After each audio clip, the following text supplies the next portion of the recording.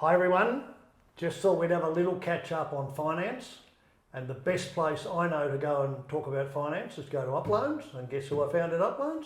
But Kirsty Dunphy. It's me, hi. Thanks very much. Pleasure as always. It's always great to catch up. What's been going on out there?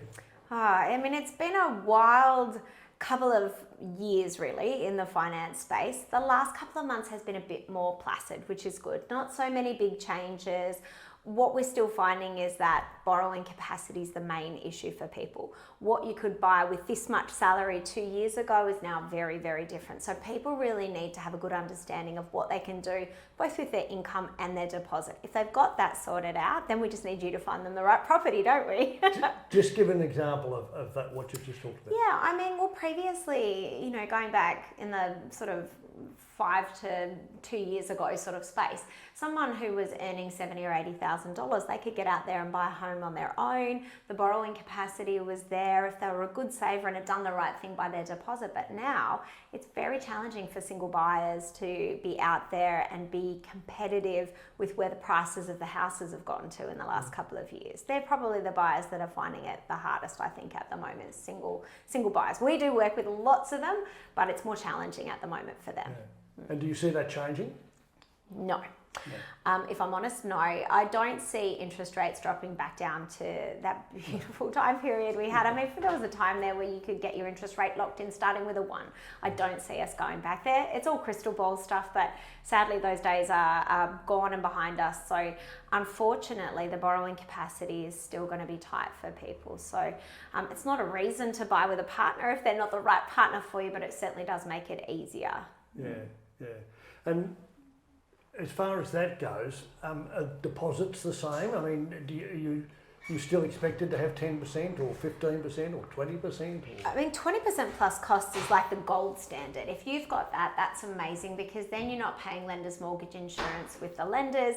You get those preferential rates and all sorts of things that make it nicer. But really, for our first home buyers, we're saying treat 10% as a goal, 5% for the deposit, 5% for costs like lender's mortgage insurance. Still some amazing first home buyer incentives out there, especially in the Launceston region for first home buyers and single parents buying up to $450,000. That's the sweet spot where there's quite a few government schemes. And then up to $600,000, we're still getting 50% stamp duty for all our first home buyers, which is a huge saving. Yeah, that's a really good saving. What are you seeing still a lot of first home buyers? Heaps. To the point where we've even just put someone into a role as a full-time first home buyer coach, because that's the most nerve-wracking time to buy. You don't know what you don't know. You're getting advice from all over the place. Some of the real estate agents, like yourself, are really helpful and understand how nerve-wracking it can be to be a first-home buyer. But a lot of the real estate agents are used to dealing with really experienced buyers. So there's tons of first-home buyers out there. Some of them have done the right thing. They've looked at their borrowing capacity. They've got a pre-approval in place. They're ready to be at open homes and making offers. And there's a lot more out there who are in the early stages. Yeah, it's still the great Australian dream. We still all want to get into our property, and I find Tassie people, we do it pretty young. We're still dealing with lots of 18, 19, early 20-year-olds who are good savers and who want to get onto the property market. It's just piecing that puzzle together with a property that's affordable for them. We'll come back to the saving one in a minute, because I know it's one of your favourites. But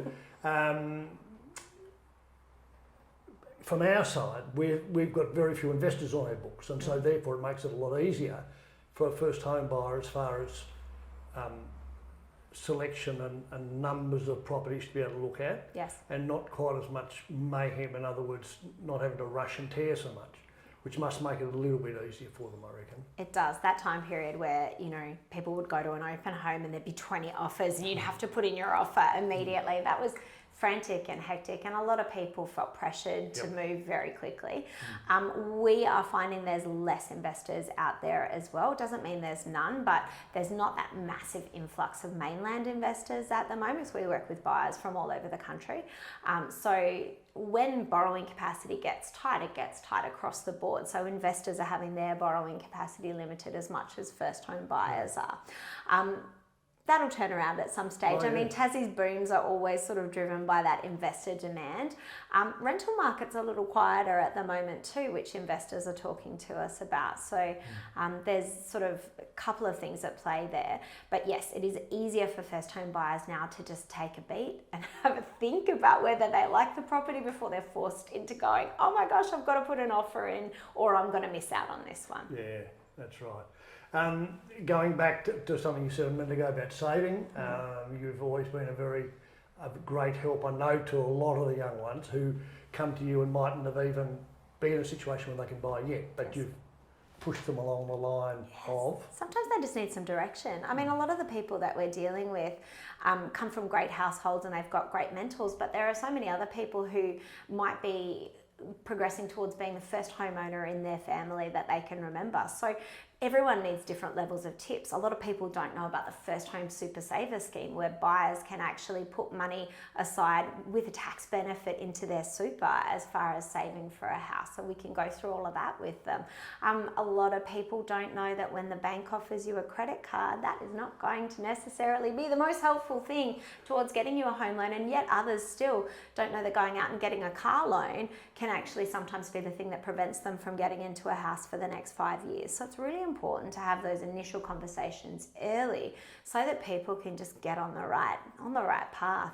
Protect their credit, because your credit report does follow you around, kind of like a rental history when you're out there renting a property as well. And just making sure that you're putting all those initial building blocks in place.